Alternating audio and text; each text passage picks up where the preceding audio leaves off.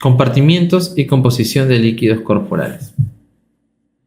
En este caso, tenemos lo que vendría a ser el medio interno. El medio interno hace referencia a lo que repercute dentro de una misma célula y espacio que en su conjunto forman los tejidos. Importante. Pero que al final les va a ayudar a ustedes a entender que va a existir justamente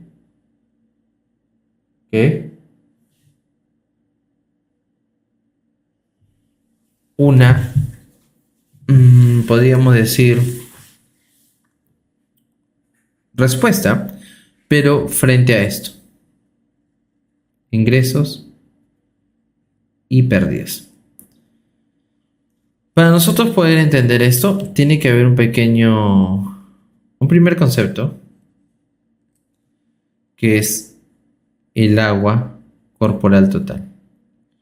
El agua corporal total. ¿Cuánto de nuestro peso es agua? O mejor dicho, ¿cuánto de nuestro cuerpo es agua y cuánto representa en lo que vendría a ser en el peso? Es diferente. El agua corporal total representa el 60% de nuestro peso en kilos. Si yo peso 70, es un ejemplo, el agua corporal total, ¿cuánto será? El agua corporal total será 42 litros de agua. En una persona que pesa 70 kilos, el agua será aproximadamente 42. Este porcentaje varía respecto al sexo y respecto a lo que vendría a ser el grupo etario. Pero una persona adulta joven es el porcentaje que tenemos que reconocer. Y de este vamos a poder reconocer justamente la parte del medio interno, los compartimientos, porque vamos a tener que en el intracelular, que es el que está dentro de las células, vamos a tener un 40% de este 60%. Y el 20% restante va a ser en el extracelular. Entonces tengo el LIC, que es el 40%, y tengo el LEC, que es el 20%. Y de este 20%,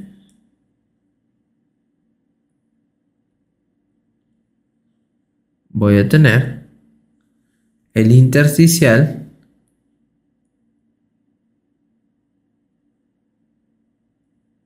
que es el 15%, ¿ok? Y el extravascular, que es el 5%. El extravascular también lo van a encontrar como el plasmático. Ahí tenemos 15 y 5, 20, más el 40, 60. Tenemos ahí nuestra agua corporal total, 60% de nuestro peso en kilos. Si una persona pesa 70, el agua corporal total es 42 litros. Representa el 40% del LIC y el 20% del LEC, donde el intersticial es 15 y el extravascular es el 5. Tenemos eso. Ahora, ¿qué más? En la siguiente lámina vamos a poder observar de que hay un gráfico internacional que lo vamos a hacer aquí de manera muy rápida, porque lo vamos a afianzar en otra, que es el famoso diagrama de Janet Narro, que te ayuda a reconocer esto, ¿no? Donde justamente existe el LEC, que es el 20, y el LIC, que es el 40. Importante reconocer esto porque al final te ayuda a entender que van a haber ingresos, van a haber pérdidas, pero siempre ya hemos visto que va a buscarse la homeostasis. La parte del compartimiento y composición es interno. Estamos hablando dentro del organismo. Algunos autores representan y explican que esto definitivamente está, eso creo que no nos cabe duda, relacionado con todos los factores que están relacionados en este caso con el exterior, porque los factores exógenos son los que al final van a repercutir en este. Creo que en eso tampoco nos queda duda. Sin embargo, algunos autores mencionan también, lo van a poder encontrar, que así como hay un medio interno hay un medio externo. Y eso sería todo lo que está con los factores ambientales. ¿Okay? Nosotros no lo vamos a precisar tanto así, pero pero sí también lo hemos revisado y es importante que lo tengan por si lo leen en algún libro. Entonces, aquí está un poquito más caracterizado desde el punto de vista ya más absoluto, no porcentual, donde tienes 28 litros, ¿no? 7 por 4, 28, ahí está. 7 por 2, 14, ahí está. Pero no entiendo cómo 70 por 2, porque ya estamos haciendo rápidamente mentalmente el porcentaje, ¿no? Y de este 14 habíamos visto que es 15 y 5, 11 y 3 respectivamente. Cuando tú sacas una muestrita de sangre, ¿tú estás sacando del intra? No. ¿Estás sacando del extra? Sí. ¿Del intersticial? No. Del plasmático. De aquí sacas. Por eso que, si bien es cierto, nosotros tenemos los valores representativos de muchos de los solutos inorgánicos y orgánicos, nosotros reconocemos los del plasmático, ¿no? Es decir, por ejemplo, si tú sacas de sodio y valoras en el AGA, que es el análisis de gases arteriales, tú sabes de que es de 135 a 145 en el extracelular. Dicho sea de paso, es el catión más importante del líquido extracelular por tu examen. Y sabes que en el intra oscila entre 5 y 15, pero tú no valoras ese dato para el análisis clínico. Sí para el análisis de proceso, porque es importante que exista una diferencia de concentración y de carga para que se dé la fisiología óptima. Pero de esa forma, entonces tú, lo que sí muchas veces vas a tener que aprenderte de memoria son más que los intra, son de los extra, porque estamos hablando del plasmático. Ingresos, ok, obviamente por la ingesta generalmente. Pero ¿por dónde perdemos? Muchas veces reconocemos a los riñones cuando es orina, porque es agua, por el sudor quizás, la piel. Pero en las heces también se pierde agua, porque existe un porcentaje menor, obviamente. A menos que exista un cuadro diarreico, en donde sí existe una mayor pérdida, y obviamente eso deshidrata más. Y en los pulmones también, por la exhalación, también se pierde por el vapor de agua. Entonces no solamente es riñón, ¿ok? Este esquema es para poder ejemplificar eso. Todo a partir de un dato porcentual que nos dice cuánto es el agua corporal total. Luego tenemos en este esquema de aquí los compartimientos y la composición. En lo que vendría a ser cada uno de estos compartimientos existe agua. Ustedes saben que el agua es el solvente universal y existen solutos. Los solutos pueden, como les estaba diciendo, clasificarse entre orgánicos e inorgánicos. Los inorgánicos son los electrolitos generalmente y los orgánicos los que provienen del metabolismo o la dieta. ¿Sí? Y existe una relación, porque la relación de soluto y solvente forma una solución, ustedes lo saben, pero existe una concentración óptima entre estos, los cuales nos dan como dato justamente la osmolaridad. La osmolaridad es un dato importante porque te ayuda a reconocer cómo es la concentración entre la parte de solutos y solvente.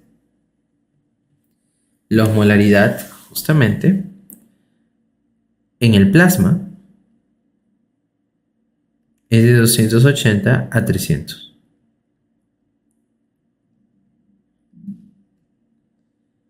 Ahí es donde ustedes van a poder reconocer, ok, existe una relación porcentual óptima entre solutos y solvente. ¿Y qué pasa si aumenta la osmolaridad? Siempre hay un más menos 10 por si acaso, pero utilizamos esto de manera generalmente internacional. ¿Qué pasa si aumenta? ¿Qué pasa si disminuye? Si la osmolaridad aumenta, la solución va a ser hiperosmótica. Así se va a denominar. Y si disminuye, se tornará hiposmótica. Y si se mantiene, se denomina isoosmótica. Este es isoosmótico. Pero doctor, ¿y eso para qué me es importante? Bueno, puede aumentar, puede disminuir, pero ¿me es útil? Claro que sí. Porque el cambio en la osmolaridad es un estímulo. Habíamos dicho de que los estímulos generan respuestas. Los cambios en la osmolaridad generan muchas de las respuestas que en el día a día los presentas y que quizás no los habías reconocido como tal. Entre ellos, la sed. Ahorita que ya estamos en verano, ¿por qué nos da sed? Por el aumento de la osmolaridad. Cuando pierdes más solvente y hay más soluto, ahí está interesante. Ahora, no necesariamente es porque perdiste más solvente, también puedes haber ganado más soluto, pero el hiperosmótico indica que hay más soluto. Eso es lo que tienes que reconocer. Y el hiposmótico te indica que hay más solvente. En otras palabras, ¿dónde está más concentrado? Aquí. ¿Dónde está más diluido? Aquí. ¿Ok? ¿Dónde está más concentrado y dónde está más diluido? El hiperosmótico está más concentrado. El hiposmótico está más diluido. Hiper, hipo. Ahora, ese es importante. ¿Por qué se puede tornar más concentrado? ¿Por qué puede estar más hiperosmótico? Aquí hay dos escenarios. Ok. Un escenario es que hayas ganado. Disculpen, se borró todo. Ahí está. Un escenario es que hayas ganado más soluto. Ganado. ¿Cómo puedes haber ganado? Por la ingesta. La sal. Ustedes, consumen, no sé, cancha. Pequeños, salados. Generalmente. Cuando los preparan como snacks en las reuniones. Tienen un toque de sal. Que justamente lo hacen con la finalidad de que la persona luego pueda consumir una bebida. ¿Ok? Pero imagínate, como en el cine, cuando consumes una bebida que es gaseosa, que de por sí también es alto en solutos, porque es azúcar, te sigue dando sed. Mira, interesante. Pero hay más soluto. Esa es una. Y la otra es que hayas... ¿Qué otro escenario puede generar que exista mayor concentración de soluto? Al final esa es la consecuencia.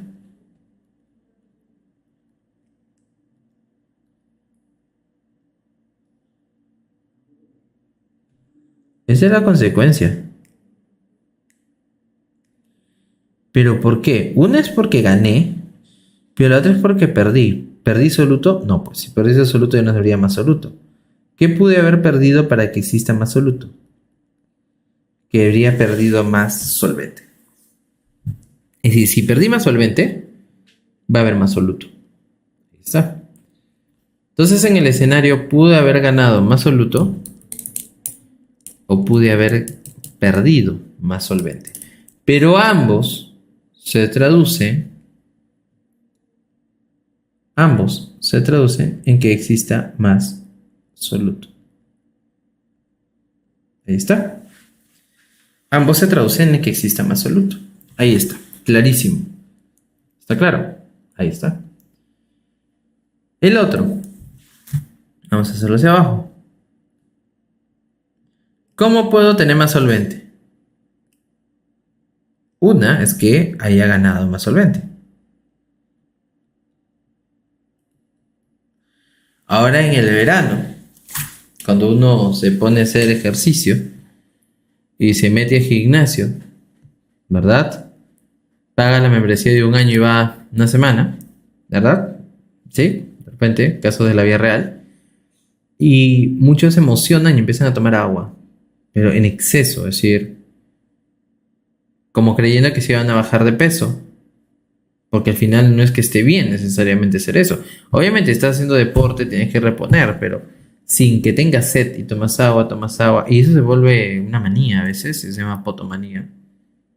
Tomas mucha agua sin tener sed. ¿Qué va a pasar? Vas a diluir, porque el agua diluye. Va a bajar la osmolaridad. ¿Ok? No es bueno.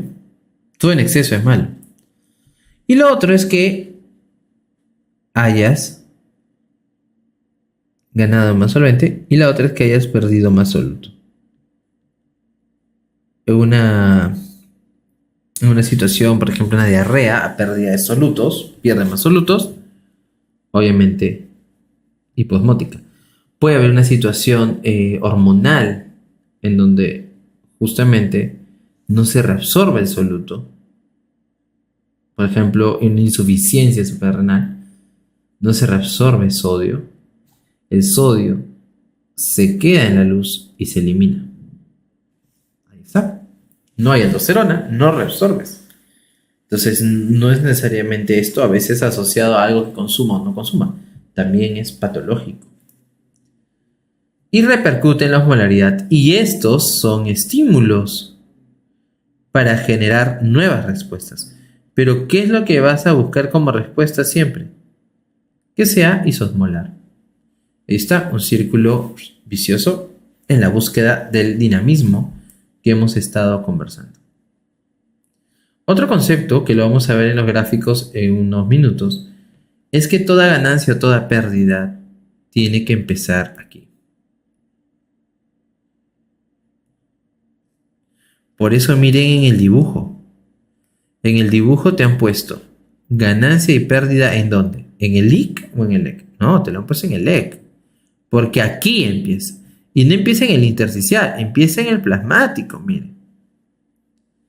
Pero, ¿que entonces el IC no hace nada? Sí. El IC lo que va a hacer, miren estas flechas. Miren estas flechas. Va a buscar la C de compensación. Va a buscar compensar. Lo va a lograr.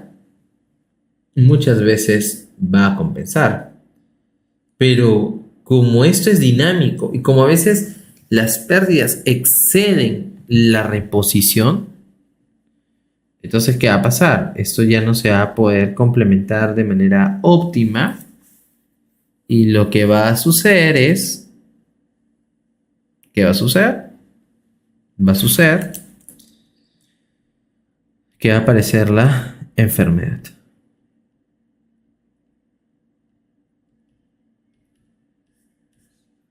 Y ahí viene un concepto más.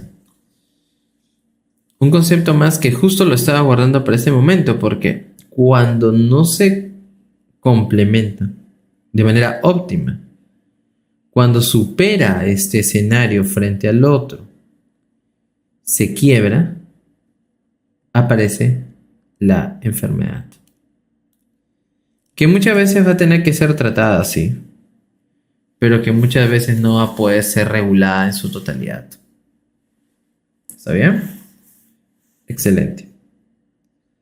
Y por último, aquí tenemos esto, en donde vamos a poder observar los tres escenarios que les he dicho.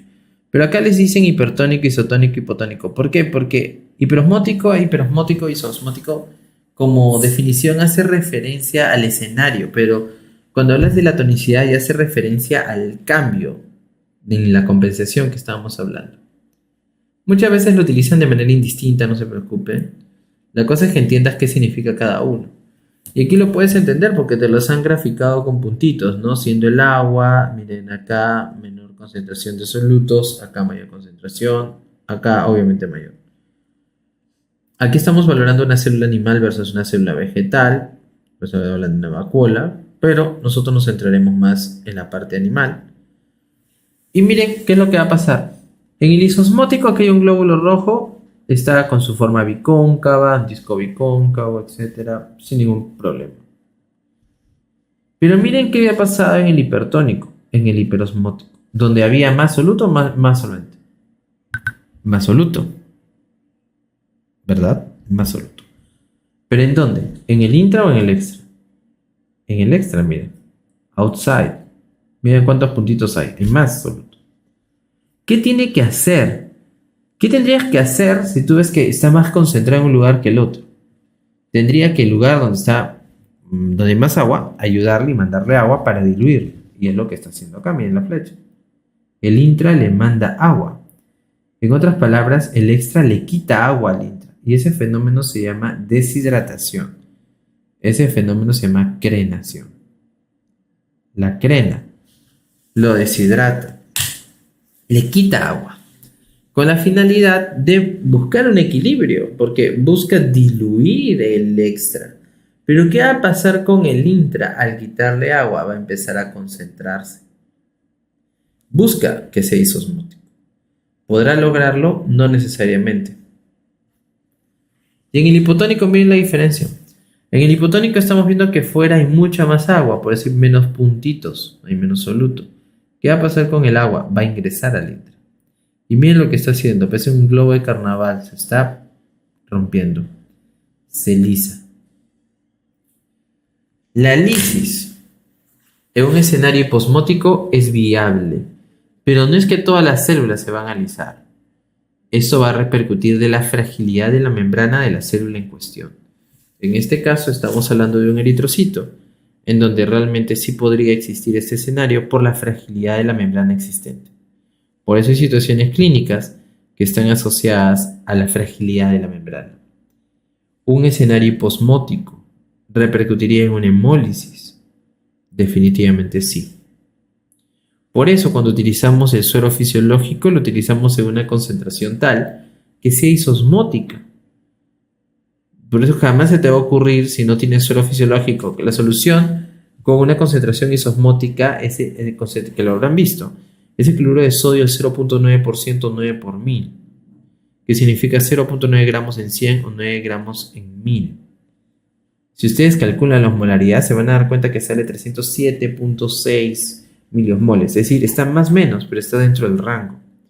La dextrosa al 5%, que es dextrosa 5 gramos en 100 o 50 gramos en 1000. Cuando calculan la osmolaridad, también sale 277.7 miliosmoles. Está dentro del rango. En otras palabras, no te da el temor de que pueda lisar o crenar, porque está dentro del rango que puede justamente valorarse o ser viable la fragilidad de la membrana.